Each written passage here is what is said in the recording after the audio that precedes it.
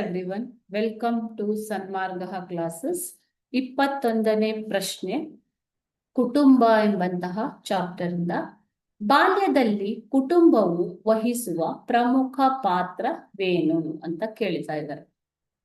ಬಾಲ್ಯದಲ್ಲಿ ಕುಟುಂಬವು ವಹಿಸುವ ಪ್ರಮುಖ ಪಾತ್ರವೇನು?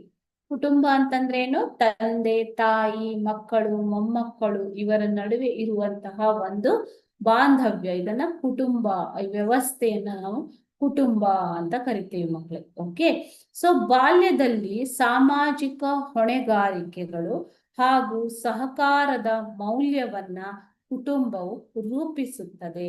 ಸೊ ವ್ಯಕ್ತಿಯ ಸಾಮಾಜಿಕ ಬೆಳವಣಿಗೆಯ ಹಂತಗಳಲ್ಲಿ ಬಾಲ್ಯ ಒಂದು ಮುಖ್ಯವಾದದ್ದು. ಓಕೆ, ಸೊ ಬಾಲ್ಯದಲ್ಲಿಯೇ ನಾವು ಮಕ್ಕಳಿಗೆ ಸಾಮಾಜಿಕ ವರ್ತನೆಗಳು, ಬೇಡಿಕೆಗಳು, ಕಟ್ಟಳೆಗಳು ಹಾಗೂ ಇವು ಮಗುವಿನ ಮೇಲೆ ಪ್ರಭಾವವನ್ನ ಬೀರುತ್ತೆ. ಸಂಬಂಧಗಳು ರೂಪುಗೊಳ್ತಾ ಇರುವುದು ಬಾಲ್ಯದಲ್ಲಿ ಅಲ್ವಾ?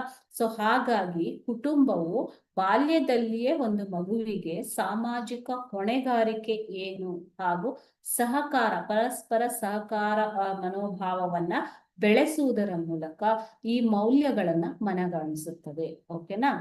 Thank you.